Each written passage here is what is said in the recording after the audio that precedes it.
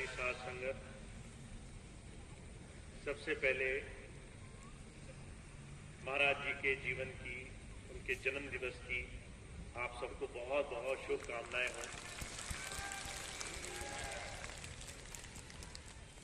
महाराज जी को आए हुए 100 वर्ष से भी ज्यादा इस संसार में हो गए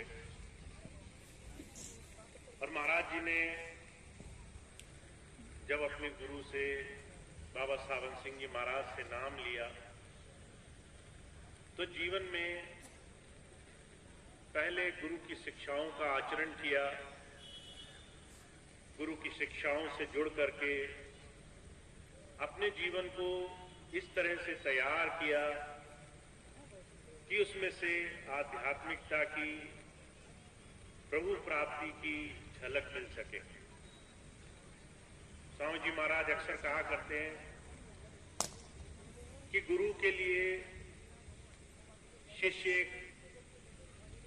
एक आईने की तरह होना चाहिए कि हमारे जीवन में हम गुरु के पास जाकर के गुरु के शब्दों से, उसके वचनों से, उसके जीवन से कुछ शिक्षाएं धारण कर सकें।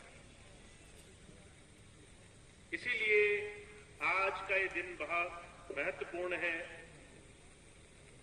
क्योंकि हमें संतों महापुरुषों के जीवन से क्या सीखना है ये जान लेना है।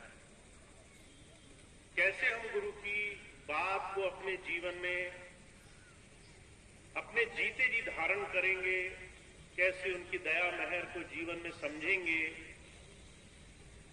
इस बात को हमें समझ लेना है।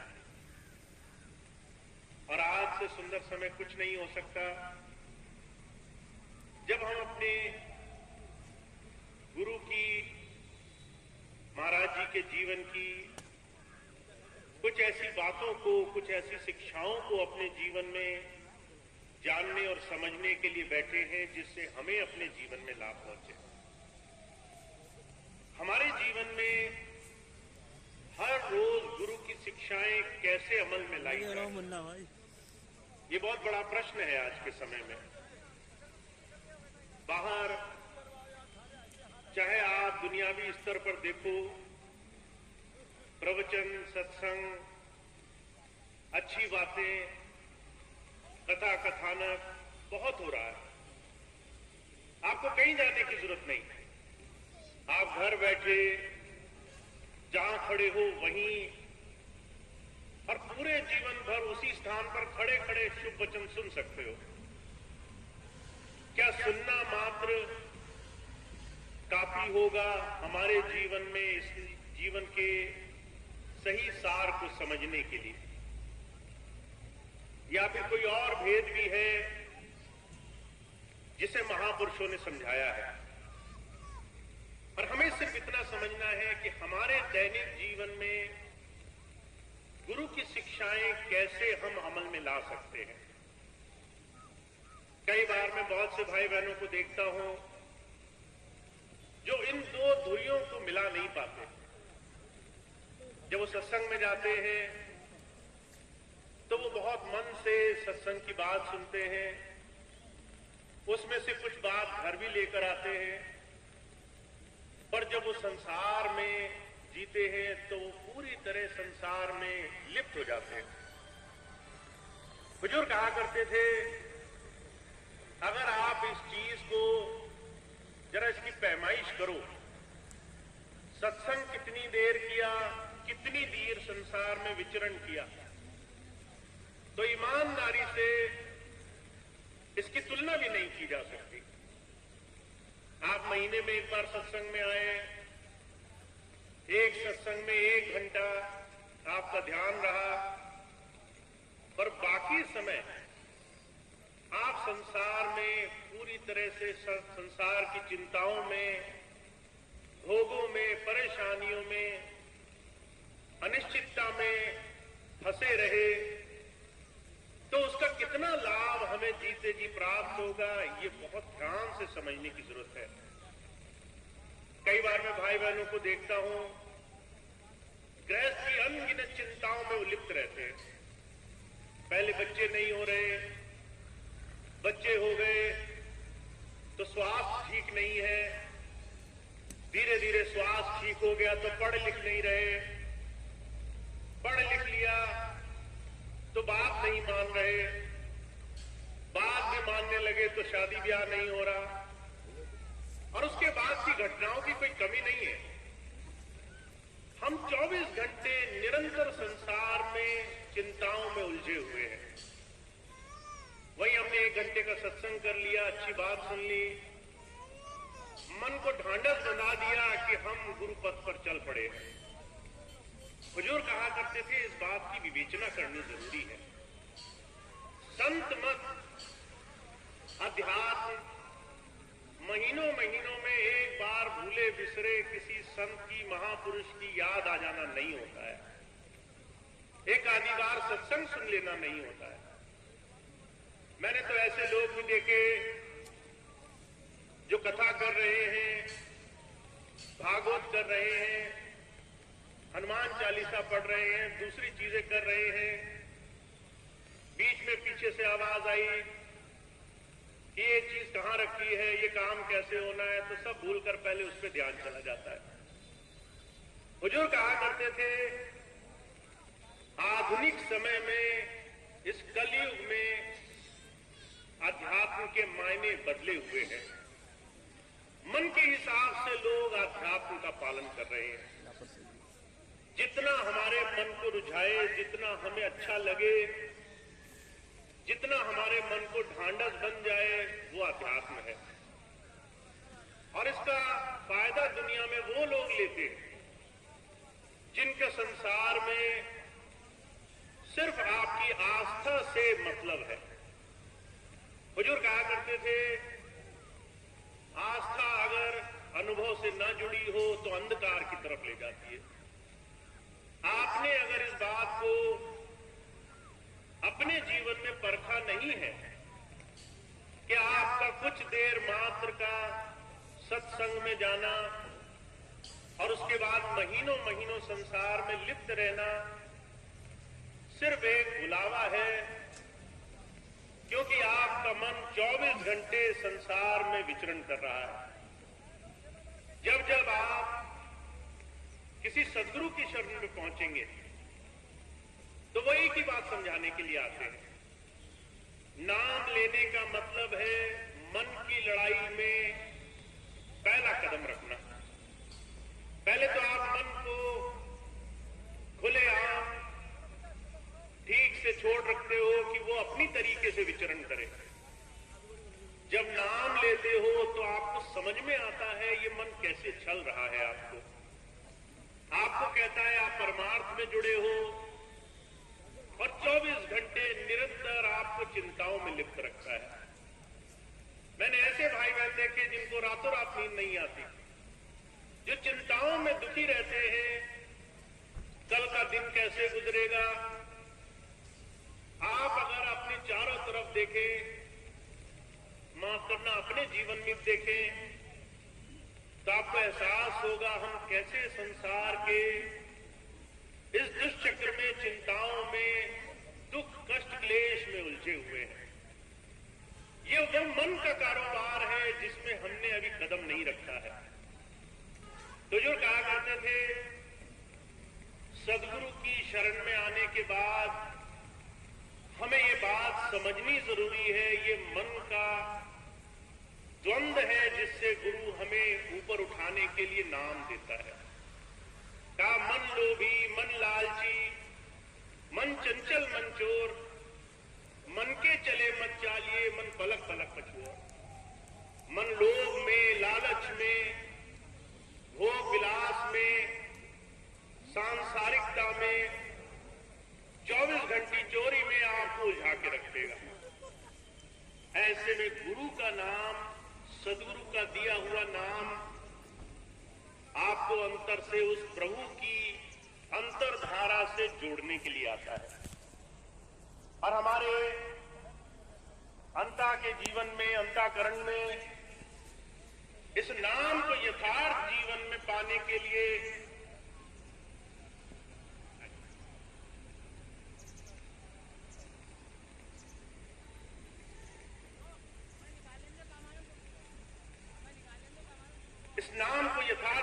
में पाने के लिए हमें अपने हर रोज के जीवन पर ध्यान देना आवश्यक है।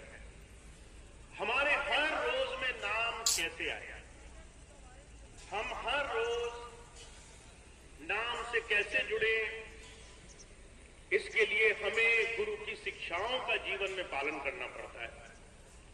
तो जब संत की शरण में आप आ पहुंचे, नाम ले लिया, उसके बाद नाम का मन में धारण हो जाना बहुत जरूरी है।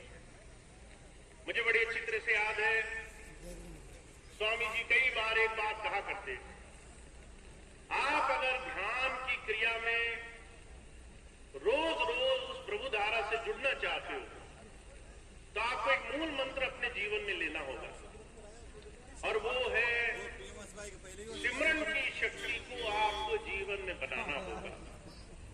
अगर आप आंख बंद करके बैठे और आपका मन उस पूरी बैठक में 24 घंटे बाहर भागता रहा तो वो घंटों घंटों का अभ्यास बेकार है।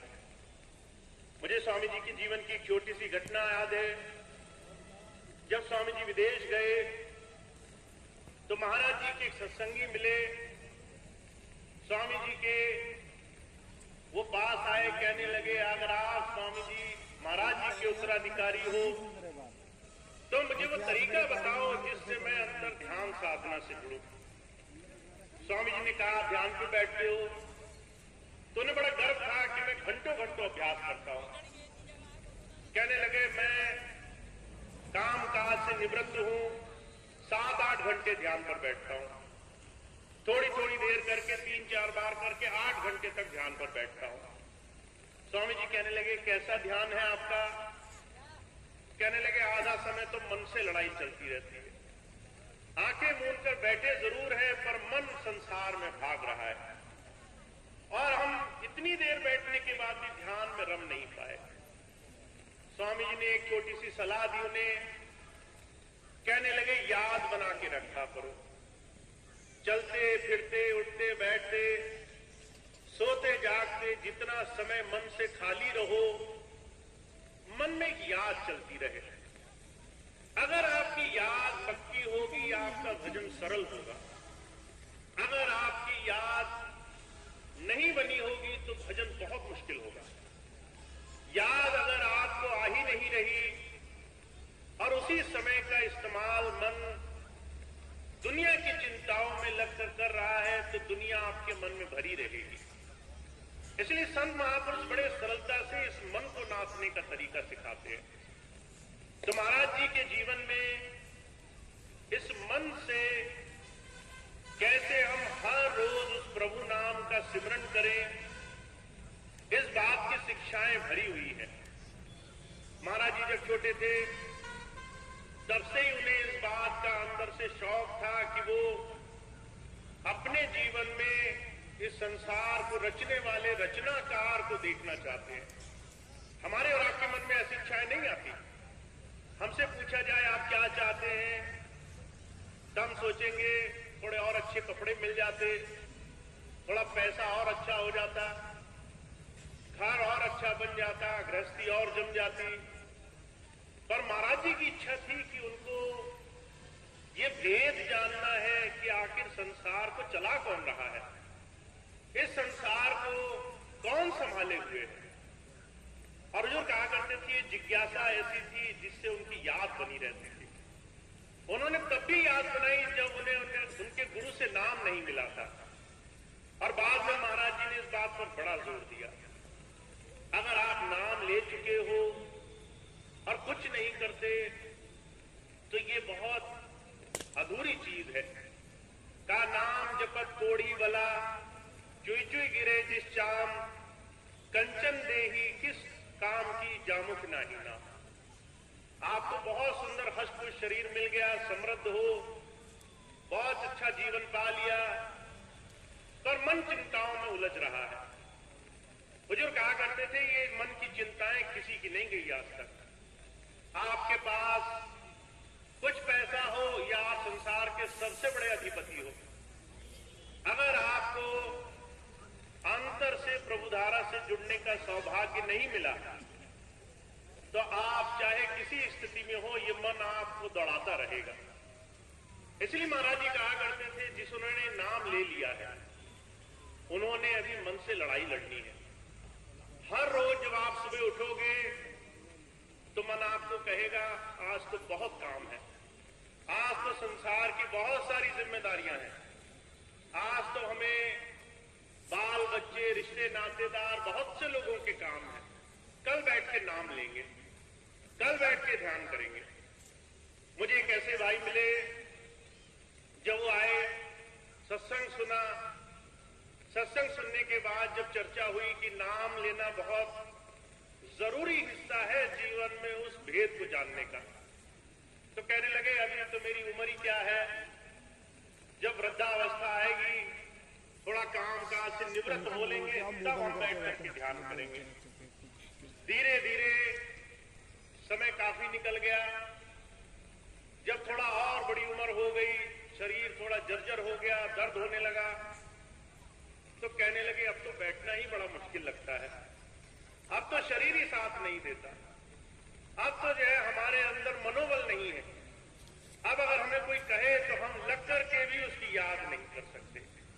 इसलिए महाराज जी कहा करते थे, नाम लेना सिर्फ अंतर प्रभु से जुड़ने का रास्ता नहीं है, ये आपके जीवन के चरित्र और आपके जीवन के इस जीवन के निर्माण करने का भी रास्ता है।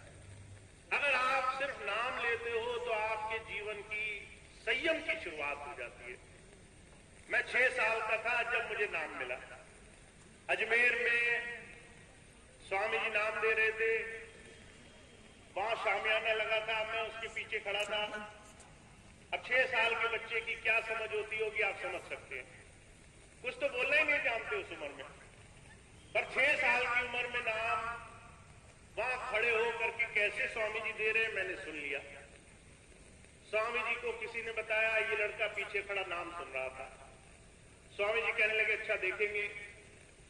उसके बाद फरवरी के भंडारे में स्वामी जी जब संडीला में मौजूद थे तो नाम दिया जाता था, उन दिनों कृपाल भवन की 3री मंजिल पे, वहां नाम के लिए बिठाया तो मुझे भी बुला के कहने लगे मेरी माता जी को कि इसको भी नाम दिलवाओ। अब 6 साल की उम्र में मुझे नाम मिला। आप कल्पना भी नहीं कर सकते कि 6 साल के बच्चे को संस्कृत के उन मंत्रों की क्या समझ होती होगी। हमें और आपको तो आज तक उसकी समझ नहीं है। हम आज भी सोचते हैं कि इस मंत्र को समझना है या सिर्फ रखना है। हमारे अंदर आज ही हजारों सवाल होते होंगे, पर 6 साल की उम्र में स्वामी जी ने कहा नाम लेना है, वहां बिठा दिए गए, नाम ले लिया। आप सोचेंगे 6 साल के बच्चे को नाम से क्या मिलेगा। नाम सिर्फ आपको अनुभव नहीं देता, नाम आपको संयम और आचरण भी देता है, जीवन कैसे जीना है इसकी समझ भी देता है। मैं उसके बाद एक साधारण बच्चे की तरह स्कूल विद्यालय जाता रहा, बच्चों के साथ उठता बैठता रहा। एक उम्र के बाद जो मित्र थे वो बाहर जाया करते थे, कहते थे आज तो मंडा खाने जा रहे हैं, और हमारे मन में लगा था हमने नाम ले रखा है, इसके तो पास भी नहीं भटक सकते। अगर इसने आज अंडा खाना है तो आज इसके इर्द गिर्द भी नहीं घूम सकते। ऐसा संयम सिर्फ मन में गुरु नाम धारण करने से हो जाता है। जब देखा कि मित्र एक उम्र के बाद नशा करने लगे, सिगरेट पीने लगे, तो मन में ख्याल आया कि इनसे जितना दूर रहो उतना अच्छा है। अगर किसी सत्संगी ने देख भी लिया कि इसके पास घूम रहे हैं तो कुछ ना करते हुए भी बदनामी हो जाएगी। ऐसे संयम से, ऐसे आचरण से नाम आपको जोड़ देता है। हुजूर कहा करते थे नाम सिर्फ भजन सिमरन की कमाई करने के लिए नहीं होता, नाम आपके जीवन में वो संस्कार देने के लिए भी होता है जिससे आप प्रभु धारा से जुड़ने की तैयारी करते हो। आपने कभी गौर से देखा होगा, महाराज जी ने एक डायरी बनाई। डायरी को बहुत से लोग जीवन के पूरे दिन की पड़ताल भी कहते हैं। तो महाराज जी ने जब भजन सिमरन करने की बात कही तो 2 बात कहा करते थे महाराज जी। पहली बात, ध्यान तो करना है, अंतर जाना है, जुड़ना है, तो तुम्हें जीवन का सत्य मिलेगा। पर वो कैसे करोगे? आपके इस शरीर, मन और स्वभाव से आप क्या कर रहे हो वो भी संयम में होना चाहिए। अगर आप मांसाहार कर रहे हो, अगर आप शराब पी रहे हो, अगर आप नशे कर रहे हो, अगर आप नशेबाजों की संगत भी कर रहे हो, तो एक न एक दिन उनकी संगत की रंगत आप पे चढ़ेगी जरूर। और जो कहा करते थे उसके बाद आप नाम ले लो, उस नाम से, उस मंत्र से, उस गुरु धारण करने से उतना लाभ नहीं मिलता। इसलिए जब संत आते हैं कहते हैं नाम जितनी जल्दी मिल जाए उतना अच्छा होता है। महाराज जी एक बड़ी सुंदर घटना सुनाया करते थे। एक छोटा सा बच्चा आया महाराज जी के पास, नाम के लिए बैठ गया, तो महाराज जी छटनी किया करते थे। जब लोग नाम लेने बैठते थे तो बीच में ऐसे जाते थे और चेहरे देखते जाते थे। चेहरा देख के पहचान लेते थे ये कितना ईमानदार रहेगा। आज हमारी कोई शक्ल देख ले तो जो है बार बार निकालता रहे कि ये तो बिल्कुल ईमानदार ना रहे। पर महाराज जी जब नाम देते थे तो उस नाम को तभी देते थे जब हम उस नाम की कीमत समझ सके। हुजूर कहा करते थे हीरा वहां न खोलिए जहां कुंडन की हाट, कि जिसके अंदर नाम की, हीरे की कीमत ना हो उसके सामने हीरा रखो तो कहेगा शीशा है, इससे हमारा क्या बनेगा, उठा के फेंक देगा। तो महाराज जी कहते थे कि नाम जब दिया जाएगा, जब आप नाम को कमाने के लिए संजीदा ईमानदार होंगे। तो महाराज जी छटनी क्या करते थे, ऐसे बीच में से गए, किसी का चेहरा देखा, आंखें देखी, समझ गए अभी तैयार नहीं है, उठाया, कहा नाम नहीं मिलेगा। एक छोटा बच्चा बैठा था 7-8 साल का। महाराज जी ने उसे उठाया, कहने लगे तेरी क्या उम्र होगी, तू कैसे नाम लेगा? वो लड़का कहने लगा कि महाराज जी मैंने देखा कि रात को मेरे घर वाले बैठे थे और वो जो है आग में लकड़ियां जला रहे थे। छोटी छोटी लकड़ियां जो आग में गई तो जल्दी जल्दी जल गई, और जो बड़ी वाली रही उसको बड़ा टाइम लगा, बहुत समय लगा। तो मैं तो तब से डर गया कि अगर विपत्ति आई, कष्ट आए, परेशानी आई तो ये बड़े लोग तो बच जाएंगे और मेरा कुछ नहीं होगा, मेरे ऊपर सबसे पहले संकट आएगा, मुझे सबसे पहले नाम चाहिए। महाराज जी इतने खुश हुए, कहने लगे ऐसी भी प्रवृत्ति किसी की होती होगी जो पहले ही उस प्रभु को, उस मालिक को याद करने के लिए जीवन में ऐसा दिल में, हृदय में भाव रखता होगा। जब हम संत के पास जाते हैं नाम तब मिलता है जब हम उसकी नाम की कीमत को समझने के लिए सच्चे और सुच्चे बन जाते हैं। ईमानदार होना पड़ेगा और संयम रखना पड़ेगा, वरना आप नाम लेने के बाद भी बहुत समय तक उस नाम की कामना करते रहोगे। तो आज महाराज जी के जीवन का हमें यह सार जरूर समझना है। हुजूर के जन्म दिवस का अवसर है तो नाम सिर्फ अनुभव नहीं देता, चरित्र भी देता है, आचरण भी देता है। हमें जीवन कैसा जीना है इस तरफ हमें थोड़ा सा प्रेरित भी करता है कि जीवन को सच्चे और ईमानदारी से जियो। और आज आप और हम इस बात को समझें कि हमारे लिए इस बात की बड़ी भारी आवश्यकता है। महाराज जी से एक बार एक आदमी मिला, कहने लगा महाराज मैं चाहता हूं आपके लिए सत्संग का प्रचार करूं। तो उस दिन महाराज जी ने जब सत्संग किया तो कहने लगे बड़ी सभा में कि आप जितने भी भाई बहन हैं इनमें से मुझे प्रचारक चाहिए, ये बताइए कौन मेरे लिए काम करेगा।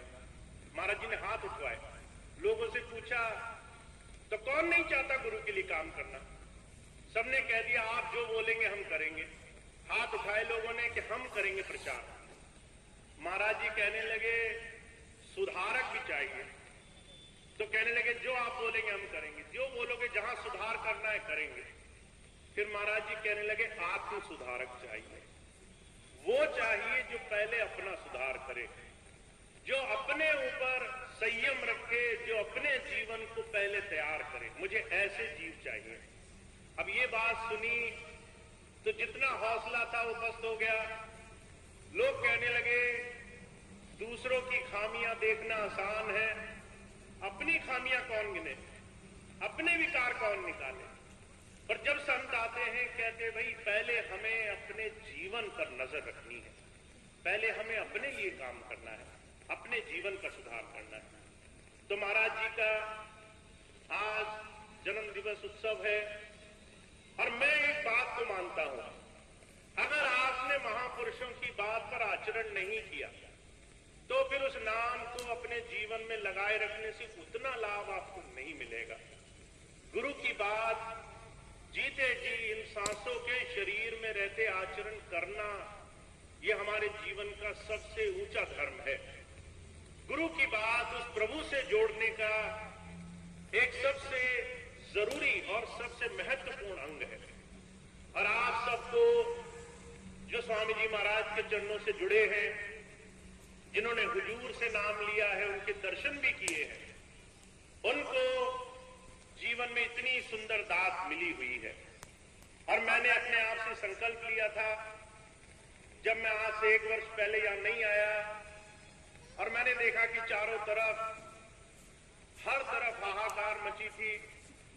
कुछ भाइयों ने मुझे लिखा, भाई मनोज जी आप जानते हो ने, वो मुझे लिखा करते थे कि हर जगह लोग जो है मनमानी कर रहे हैं। तो मैंने कहा कि भाई वहां पर तो व्यवस्थापक है, वो अपने आप देखेंगे, मेरे को आने से कोई मतलब नहीं। मैं आऊंगा, लोगों को बताऊंगा तुमने गलती क्या करी, तो कौन मुझे पसंद करेगा? किसी को पसंद नहीं है आप उसकी गलतियां गिनाओ जा करके।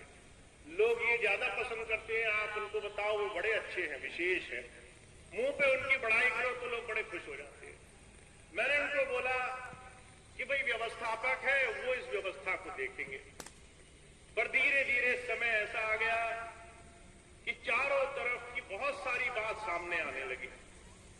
और जब सामने आई तो मैंने संकल्प लिया कि 10 वर्ष पहले जो रास्ता छोड़ करके मैं बाहर निकला हूं, उसमें अगर मुझे दोबारा जाना ही है तो सिर्फ एक ही कारण हो सकता है कि हम सिर्फ सत्य की बात करें।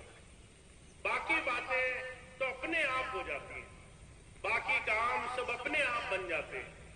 पर हम जाकर जो भी महापुरुषों ने शिक्षाएं दी हैं उसके आचरण की बात करें, जीवन में करके दिखाएं, जीवन में महापुरुषों की बात को अपने जीवन में धारण करके दिखाएं। तो मेरे जीवन का तो अब यही उद्देश्य है कि अगर आप मुझसे मिले, मेरे पास आए, तो मैं आपको थोड़ी प्रेरणा दे सकूं कि आप जब घर जाएं तो आप सारे काम एक किनारे छोड़ करके उस दिन आंखें मूंद करके अंदर प्रार्थना करने की चाह करें, अंदर जुड़ने की प्रेरणा आपको हो। और जिस दिन मैं इस रास्ते में सफल हो गया, जिस दिन स्वामी जी के और परमात्मा के तमाम भेजे हुए जीवों में ऐसे जीव सामने निकल आए जो उसको अंदर याद करने में एक पल की देरी नहीं करते, जो हर रोज उसकी याद के लिए जीवन में हर रोज संयम और संकल्प लेते हैं, तो उस दिन मेरा काम सही दिशा में बढ़ने लग जाएगा।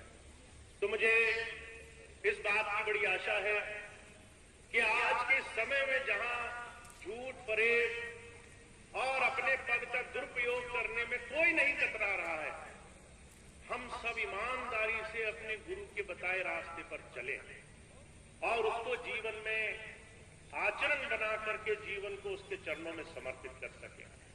तो महाराज जी का ये जन्म दिवस का विशेष अवसर है।